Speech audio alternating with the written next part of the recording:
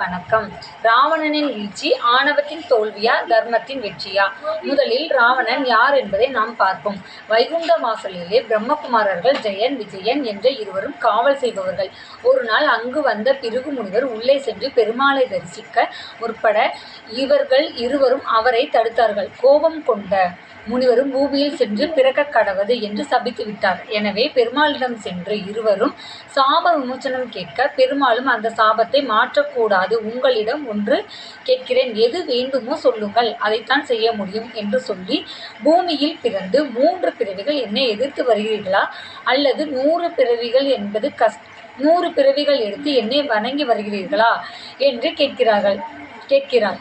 100 பிறவிகள் என்பது கஷ்டம், 3 பிறவிகள் உங்களை எதிர்த்தே வருகிறோம். அதே சமயம் எங்களை நீங்கள் கொல்லும் தருவாயில் நீங்கள் பெருமாள் என்பதை நாங்கள் உணர வேண்டும், அதுவே எங்கள் வேண்டுகோள் என்று சொல்கிறார்கள். இந்த 3 பிறவியில் ஒரு பிறவியில் ராவணனும் கும்பகர்ணனும் பிறக்கிறார்கள். ராவணன் சிவபூஜைகளும் கடும் தவமும் செய்து சிவபெருமான் அருளை பெறுகின்றார். இருந்த போதிலும் அவரிடம் இருந்த ஆணவம் அவரை தோல்வியடைய செய்தது. மாரீசனிடம் அவரது ஆணவம் வென்றது. ஜடாயுவிடம் அவரது ஆணவம் வென்றது. தம்பி பூஷ்ணரும், அண்ணா இந்திர பிரபதம் இழக்கின்றாய் என தொந்தனன் ஆதலின் நுகழ்வது கேள் என்ற போதும் கேட்கவில்லை. ராவணனின் ஆணவம் வென்றது. ராவணன் அவைக்களம் சென்ற அங்கதனும், ராவணா தேவியை விடுக, அன்றே அவைக்களம் புகுந்து உன் ஆவியை விடுக என்ற போதும் கேட்கவில்லை. அவரது ஆணவம் வென்றது. கும்பகர்ணனும் 6 மாத தூக்கத்திற்கு பின் எழுந்தவர். தன் அண்ணனிடம், அண்ணா நீ இன்னும் சீதையை விடவில்லையா? திட்டியின் விடம் அன்னகர்ப்பின் செல்வியை விட்டில்லையோ? இது விதியின் வன்மையே என்ற போதும் கேட்கவில்லை. அவரது ஆணவம் வென்றது. ராவணனின் மனைவி மண்டோதரி சொன்னால் கேட்கவில்லை. அவரது ஆணவம் வென்றது. இறுதியில் எங்கு வந்து யார் முன்னால் நின்றார்? தர்மத்தின் சொரூபம், வேதத்தின் நாயகன் ராமபிரான் முன்னால் நின்றார்.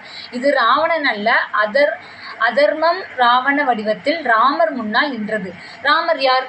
செடியாய வல்வினைகள் தீர்க்கும் திருமாலே, நெடியோனே வேங்கடவா, நின் கோவிலின் வாசல் அடியாரும் வானவரும் அரம்பையரும் கிடந்து எங்கும் படியாய் கிடந்து உள்பவளவாய் காண்பேனே என்ற குலசேகரத்தாழ்வாரின் இனிய நாராயணன்.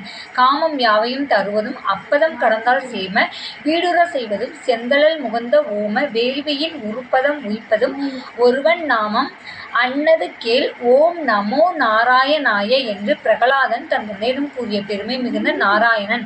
கஜேந்திரன் ஆதி மூலமே என்னை காப்பாற்று என அழைத்தது மோடி வந்து அருள் புரிந்தாரே அந்த அன்பு கடல் நாராயணன் இப்போது ராமபிரானாக நிற்கின்றார்.